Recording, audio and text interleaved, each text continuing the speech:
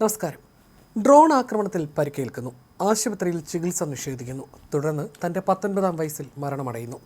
ഒടുവിൽ അന്ത്യകർമ്മങ്ങൾ പോലും ഒരുക്കിയത് ഒരു ലൈബ്രറിയിലും. ഗസൽ മോളൽ എന്ന 19-കാരിയുടെ മരണം ആഗോളതലത്തിൽ വലിയ ശ്രദ്ധ നേടുകയാണ്. കുർദിഷ് പെഷ്മർഗ വിഭാഗത്തിലെ ഏറ്റവും പ്രായം കുറഞ്ഞ വനിതാ അംഗമാണ് ഗസൽ. വടക്കൻ ഇറാഖിലെ കുർദിഷ് മേഖലകളിൽ ഇറാൻ റവല്യൂഷണറി ഗാർഡ് കോർപ്സ് നടത്തിയ ഡ്രോൺ ആക്രമണത്തെ തുടർന്നാണ് കുർദിഷ് പ്രതിപക്ഷ ഗ്രൂപ്പായ കോമല പാർട്ടിയിലെ പോരാളിയായ ഗസൽ മോളൻ കൊല്ലപ്പെട്ടത്. 19-കാരിയായ ഗസലിന് ആക്രമണത്തിൽ ഗുരുതരമായി പരിക്കേറ്റിരുന്നു. ഇവരെ ഉടൻ തന്നെ ആശുപത്രിയിൽ എത്തിച്ചെങ്കിലും അടിയന്തര വൈദ്യസഹായം ലഭിക്കുന്നതിൽ കാലതാമസമുണ്ടായതായും ശരിയായ ചികിത്സ ലഭിക്കുന്നതിന് മുൻപ് പല ആശുപത്രികളിലേക്ക് മാറ്റേണ്ടി വന്നതായിട്ടാണ് ആരോപണങ്ങൾ. പരിക്കുകൾ ഗുരുതരമായതിനെ തുടർന്നാണ് മരണം സംഭവിച്ചത്. വടക്കൻ ഇറാഖിൽ പ്രവർത്തിക്കുന്ന കുർദിഷ് പ്രതിപക്ഷ ഗ്രൂപ്പുകളുമായി ബന്ധമുണ്ടായിരുന്ന ഇവർ ഇറാനിലെ കുർദിഷ് വിഭാഗങ്ങളുടെ അവകാശങ്ങൾക്കായി പ്രവർത്തിക്കുന്ന കോമല പാർട്ടിയുമായി ബന്ധപ്പെട്ടും പ്രവർത്തിച്ചിരുന്നു. ഏപ്രിൽ 14-ന് സുർദാഷിൽ ഇറാൻ നടത്തിയ ഡ്രോൺ ആക്രമണത്തിലാണ് 19-കാരിക്ക് പരിക്കേൽക്കുന്നത്. കോമല പാർട്ടിയുമായി ബന്ധമുള്ള ആളുകളെ ലക്ഷ്യമിട്ടായിരുന്നു ഇറാൻ ഡ്രോൺ ആക്രമണം നടത്തിയത്. സായുധ ഗ്രൂപ്പുമായി ബന്ധമുള്ള വ്യക്തിയായതിനാൽ ചികിത്സ നൽകിയാൽ തങ്ങൾ കുഴപ്പത്തിലാകുമെന്ന് ഭയന്ന് ബഷീർ ആശുപത്രി അധികൃതർ ഇവർക്ക് ചികിത്സ നിഷേധിക്കുകയായിരുന്നു.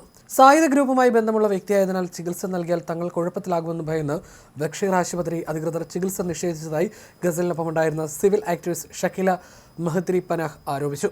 45 മിനിറ്റോളം കെഞ്ചിയിട്ടും ആശുപത്രി അധികൃതർ ഗസലിനെ പ്രവേശിപ്പിക്കാൻ പോലും തയ്യാറായിരുന്നില്ല. പിന്നീട് ഫാറൂഖ് മെഡിക്കൽ സെന്ററിൽ എത്തിച്ചപ്പോഴേക്കും ഇവരുടെ നില അതീവ ഗുരുതരമാവുകയും മരണത്തിന് കീഴടങ്ങുകയുമായിരുന്നു. അവിടം കൊണ്ടും കാര്യങ്ങൾ തീർന്നില്ല. അവളുടെ മൃതദേഹം സ്വീകരിക്കാൻ മോർച്ചറി ജീവനക്കാരും വിസമ്മതിച്ചു. തുടർന്ന് സുലൈമാനിയിലെ ഒരു ലൈബ്രറിയിൽ വെച്ച് അവളുടെ സുഹൃത്തുക്കൾക്ക് തന്നെ മൃതദേഹം സംസ്കരിക്കേണ്ടി വന്നു.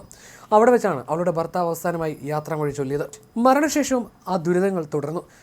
രാവിലെ കുടുംബാംഗങ്ങളും സഹപ്രവർത്തകരും ചേർന്ന് ഗസലിനെ അടക്കം ചെയ്യാൻ തയ്യാറെടുക്കുന്നതിനിടെ കൂടുതൽ പ്രതിപക്ഷ അംഗങ്ങളെയും സിവിലിയന്മാരെയും ലക്ഷ്യം വെച്ചുകൊണ്ട് പെഷ്മർഗെ സെമിത്തേരിക്ക് നേരെ IRGC മിസൈൽ ആക്രമണം നടത്തി. തുടർന്നാണ് സുലൈമാനി സെമിത്തേരിയിൽ പരിമിതമായ ചടങ്ങുകളോടെ ഗസലിനെ അടക്കം ചെയ്യേണ്ടി വന്നത്. സമപ്രായക്കാരായ പെൺകുട്ടികൾ സുരക്ഷിതമായ ജീവിതം നയിക്കുമ്പോൾ തോക്കേന്ത്യ അതിർത്തിയിലെ പാറക്കെട്ടുകൾക്കിടയിൽ ജീവിക്കാൻ ഗസൽ തീരുമാനിച്ചത് കുർദിഷ് പോരാട്ടത്തോടുള്ള അവരുടെ അമിതമായ ആവേശം മൂലമായിരുന്നു. സ്വന്തം നാടിനും ജനതയ്ക്കും വേണ്ടി ജീവൻ ബലിയർപ്പിക്കാൻ ഇറങ്ങിത്തിരിച്ച വിപ്ലവകാരി എന്നാണ് സഹപ്രവർത്തകർ അവളെ വിശേഷിപ്പിക്കുന്നത്. പോരാട്ടത്തിനിടയിലും വിവാഹിതയായ ഗസൽ തന്റെ ഭർത്താവിനൊപ്പം കുർദിഷ് ക്യാമ്പുകളിലാണ് കഴിഞ്ഞിരുന്നത്. ഗസലിന്റെ സഹപ്രവർത്തകൻ ദി മീഡിയ ലൈനോട് പറഞ്ഞത് ഇങ്ങനെയാണ്. പ്രതിഷേധങ്ങളിൽ അവൾ സജീവമായി പങ്കെടുത്തിരുന്നുവെന്നും രഹസ്യാന്വേഷണ ഏജൻസികളുടെ നിരീക്ഷണത്തിലായിരുന്നതിനെ തുടർന്ന് ഇറാനിൽ നിന്ന് പലായനം ചെയ്യാൻ നിർബന്ധിതയായെന്നുമാണ്. യുദ്ധം ആരംഭിച്ചത് മുതൽ ഇറാൻ കുർദിസ്ഥാൻ മേഖലയിലെ കുർദിഷ് പ്രതിപക്ഷ കേന്ദ്രങ്ങൾക്കും ജനവാസ മേഖലകൾക്ക് നേരെ ഏകദേശം 680ഓളം ഡ്രോൺ മിസൈൽ ആക്രമണങ്ങൾ നടത്തിയിട്ടുണ്ട്. ഇതിൽ ഭൂരിഭാഗവും ഇർബിലാണ് നടന്നത്. സുലൈമാനിയിൽ മാത്രം 100-ലധികം ആക്രമണങ്ങളുണ്ടായി. ഈ ആക്രമണങ്ങളിൽ ചിലത് പോപ്പുലർ മൊബിലൈസേഷൻ ഫോഴ്സുമായി ബന്ധമുള്ള കതൈബ് ഹിസ്ബുള്ള ഉൾപ്പെടെയുള്ള ഇറാൻ അനുകൂല സായുധ സംഘങ്ങൾ നടത്തിയതാണെന്നും കരുതപ്പെടുന്നു. ഈ ആക്രമണങ്ങളിൽ നിരവധി കണക്കിന് ആളുകൾ കൊല്ലപ്പെടുകയും പരിക്കേൽക്കുകയും ചെയ്തിട്ടുണ്ട്. എന്നാൽ സംഘർഷം വ്യാപിക്കുന്നതിനിടയിലും കുർദിഷ് സേനകളോട് ഇറാനെതിരെ ആക്രമണം നടത്താൻ ട്രംപ് ആഹ്വാനം ചെയ്തിരിക്കുകയാണ്. ഇറാനിയൻ മിസൈലുകൾ തങ്ങളെ ലക്ഷ്യം വെക്കുന്നതിന് തിരിച്ചടി നൽകുമെന്ന് അസർബൈജാനും മുന്നറിയിപ്പ് നൽകി. ടെഹ്റാനിലെ അടിസ്ഥാന സൗകര്യങ്ങളെ ലക്ഷ്യം വെച്ച് വൻതോതിലുള്ള ആക്രമണങ്ങൾ ആരംഭിച്ചതായി വെള്ളിയാഴ്ച ഇസ്രായേൽ പ്രഖ്യാപിച്ചിരുന്നു. ഇതിനിടയിൽ ഗൾഫ് നഗരങ്ങൾക്ക് നേരെയും ഇറാന്റെ ബോംബ് ആക്രമണങ്ങൾ തുടരുകയാണ്.